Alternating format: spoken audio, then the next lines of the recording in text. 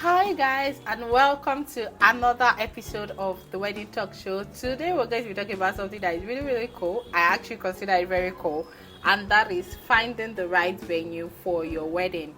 Of course, you can't get married without a venue, and yeah, sometimes it's actually like difficult for people to decide on the event center they're going to use, the venue they're going to use for their wedding.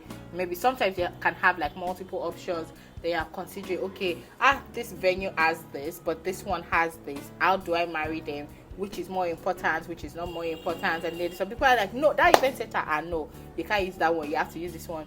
So I'm just going to give you like the breakdown of what you should look out for before you before you go ahead to pay for that venue, or when you're actually searching for a venue. What are the things you should consider? So the first thing I would say is, what is your wedding concept?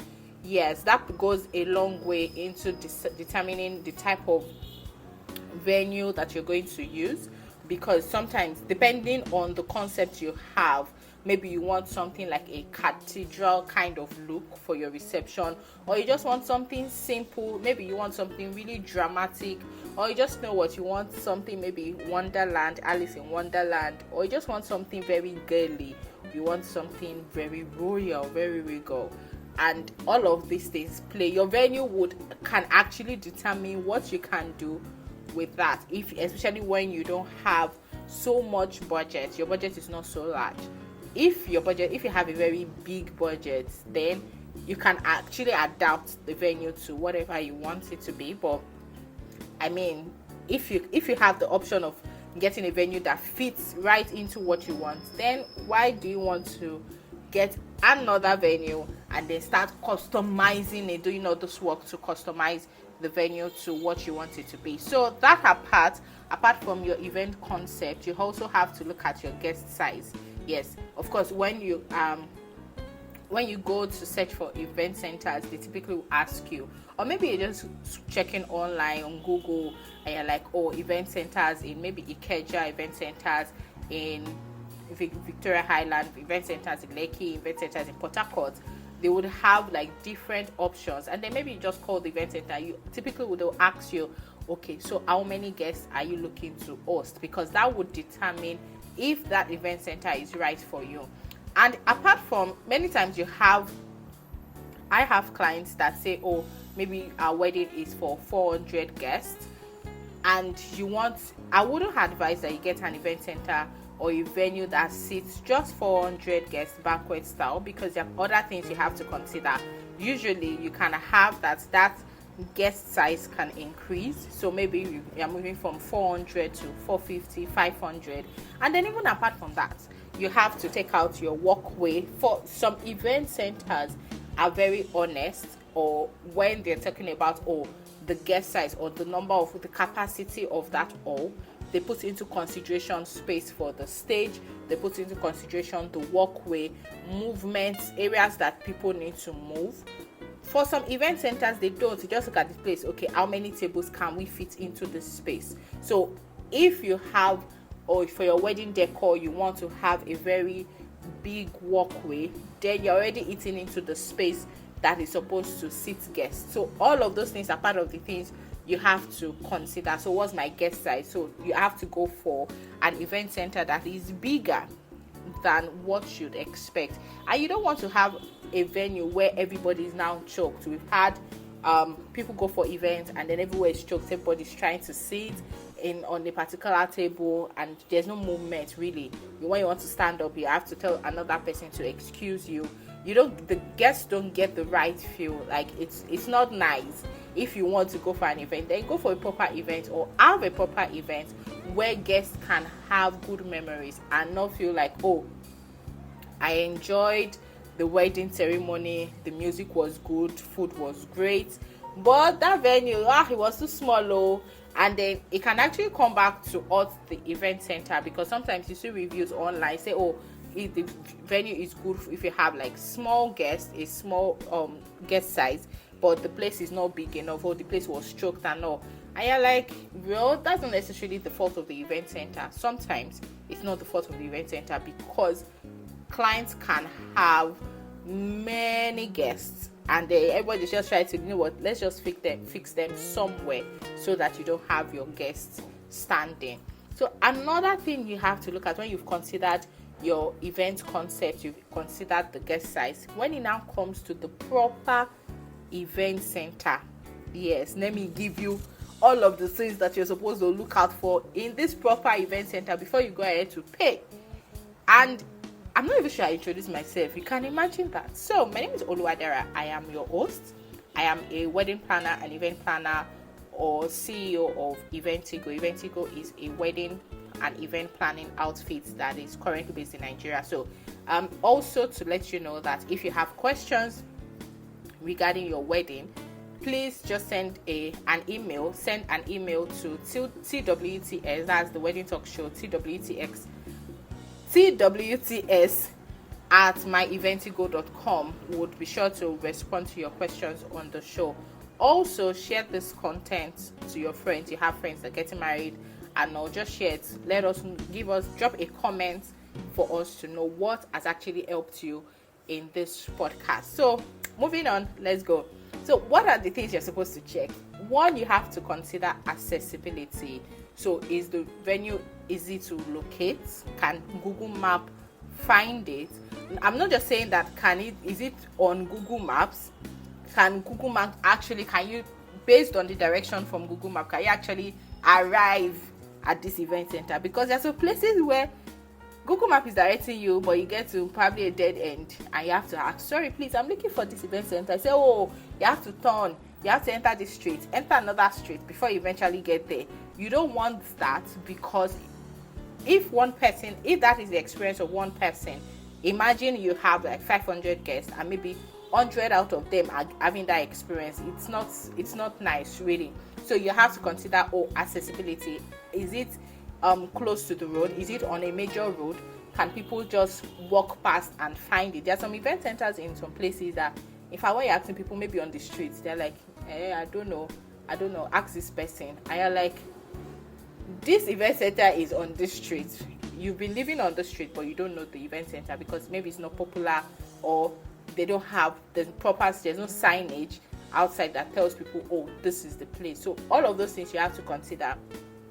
You also have to consider the environment, because safety is very key. You want people to come to your event and feel safe, not just, oh, I'm safe inside this event center or inside the venue, but also so you think about, oh, they're coming, they're leaving the event center. There are places where when it is dark, it's already rowdy, or things are not safe. You have to think about that, because trust me, your wedding will most likely end very late. So maybe you are leaving the event center by 9, you're even leaving the event center by 10. You don't want a situation whereby when it is 6 o'clock, people are already like, you know what, this area is not safe, I think I should be going home now.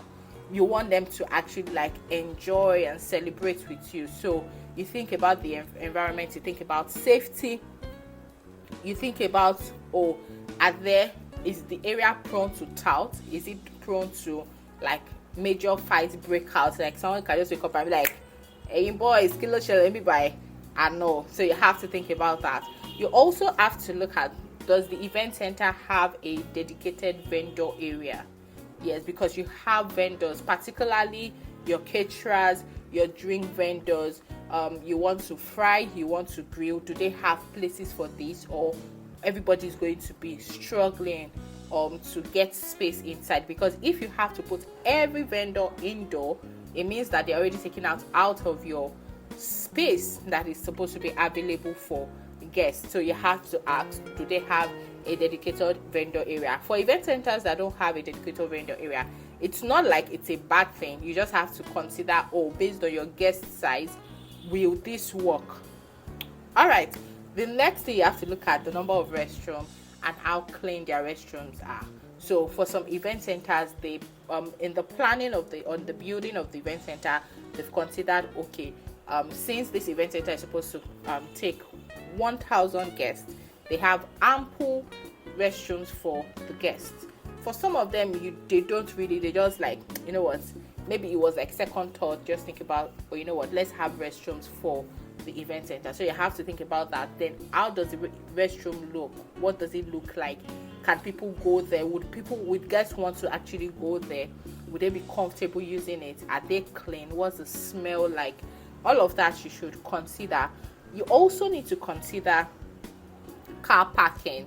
Yes, we know we're in Lagos, and there's this set of people that are nice, and sometimes they're not so nice. We call them LASMA, and maybe they just decide that, you know what, they want to just tow vehicles on a particular Saturday. Imagine you imagine you went for an event and then you came out to leave and you can't find your car. I know you're saying God forbid, that's not my portion. But just imagine that. Of course, the guests will not come to meet the clients, the celebrant, to say, you know, imagine that they towed my car. It's just going to be one of those bad experiences that guests have. So you have to think about also, is there parking? How many cars can it park? The number of cars that event center can park. Does it cater to the number of guests? I'm not saying that if you're expecting 1,000 guests, the event center should have 1,000 parking capacity. No, but you have to look at, what's the ratio? Does it work? And things like that. You also need to ask, it's okay, do they have an alternative parking space? Do they have an arrangement with LASMA, for example, to say, we can park on the road? Is there security for the cars on the road? All of those things. Does the event center provide LASMA that would help ease the flow of traffic? All of that you have to consider before you choose the event center. You choose a particular event center. You also need to look at the amenities provided by the event center. Yes, and when we're talking about the amenities, you have to look at, the amenities provided, do they cater to, is it like an add-on? Is it a value added service to make my event better? Or is just one of those things that you get? So I'm just going to draw a story from a particular person was trying to poach me to open an account with a bank. And I was asking, so what's the benefit of opening an account with you? And I was like, good customer service, you have an account officer, ATM card, access to loan. And I'm like, what? I already have a bank account. My bank claims to offer all of that. And you know, with Nigeria and their banks, one bank can be good today, to you today, tomorrow they're already acting like they have coin. So I'm like, so what stands your bank out? And it's like, good customer service. And I'm like, see, you know what, just for customer service, just leave it out, because I know your bank, you guys have a reputation. Like almost every bank, I think every bank in Nigeria, actually, they have a reputation at some point for maybe bad customer service and things like that. Every bank has issues. And it could not give me anything concrete. So you have to look at, is it just, is it a generic amenity, or there is something special about this event center? Another thing you have to look at is, do they allow external catering? Some event centers don't, especially when you're looking at an hotel, you're looking to use the space in an hotel. Usually they won't allow external catering, but you need to confirm from the event center, is external catering allowed? Or maybe the event center says, you know what, we have a caterer and that is the person that we like to use because she understands our policy, she works well with us and things like that. So you need to confirm, or do we have is external catering allowed? You also need to look at air conditioning. Yes, you don't want your guests to be in that event and then everybody's using fan. It's going to spoil your pictures. And apart from the pictures, don't mind me, apart from the pictures, you don't want guests to be sweating, because when guests are sweating, especially when they are seated, when they are dancing, like sometimes you have guests can sweat, you're not really in control of that. But if you have proper cooling, if the air conditioning is on point, then you reduce that risk of people sweating. You also need to think about or ask uninterrupted power supply. I know this is Nigeria, and for some reason in Nigeria at the moment, we can't boast of uninterrupted power supply, right? And so you have to think about that, or you need to ask about that, or how many hours of uninterrupted power supply am I entitled to? Because that would determine when you start your event and when you end your event. For most event centers in Lagos, I'm using Lagos as a case study because I understand Lagos very, very well, right? And most event centers give you uninterrupted power supply for 8 hours. So for example, if your event is starting by 12, it means that you have uninterrupted power supply from 12 p.m. to 8 p.m. Some event centers put on their generator 1 hour before so that the area is cool, the hall is cool. Some do 30 minutes before, some do 2 hours before. So you need to find out and be sure. And some event centers, even though they promise you uninterrupted power supply, they can say, oh, you know what, we have an arrangement with PHCN, and they're not supposed to interrupt power supply for the period of your event. But you need to consider, ask them, do you have a backup? Even for event centers that are offering uninterrupted power supply with their generators, you need to ask, okay, do you have just 1 gen or you have 2 gens? Because generator, anything can happen at any point in time. So is there a backup? You have to think about the backup plan. You also need to ask sometimes, how often do they service their generators, so that you are sure that it's not fail proof. Most of the time it is, especially when you don't have a budget to get another gen on site just in case something happens. At least you know that, oh, I did my part. I asked all of these questions. I also checked, not just asking, but I asked and I checked that all of these things are fine and we're good to go. So the last thing I'm going to talk about is review. So search online for that event center. For example, you can search Eventigo online, or the Eventigo is not an event center, and you just see like reviews, or what did people say about it, what were the good things, what were the not so good things. So you can ask for some of them. I'm not saying that if an event center has a bad review, just go ahead and knock them off. No, for you have to look at, okay, so when was this review written? Maybe a year ago, 2 months ago. If there's a comment on it, what did the event center owner of the company say? And you can then ask about it. Oh, okay, I saw this review, I saw this comment. What have you done? Is this true? Is it false? What have you done to correct it? So those are part of things you have to look out for before you go ahead to pay for that event center. And you also have to look at your budget. Yes, you have to look at budget, because budget comes into play. I think there's one mistake that a lot of people make, or some people make, and it is that, oh, they just go ahead because your venue is like one of the first things you have to book when you set a date for your wedding.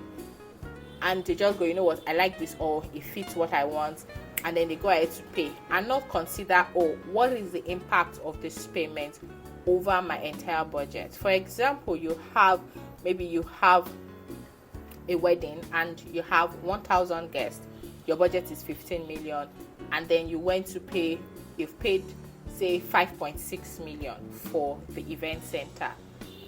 It means that you've taken 5.6 million is about 33% of your entire budget. So you've taken out 33%. So what you're left with is 66%, and that's supposed to cater to food, drinks, entertainment, photography, decor, and every other thing that is going to make your event come alive, right? So you have to consider that. Is this something that I am willing to do?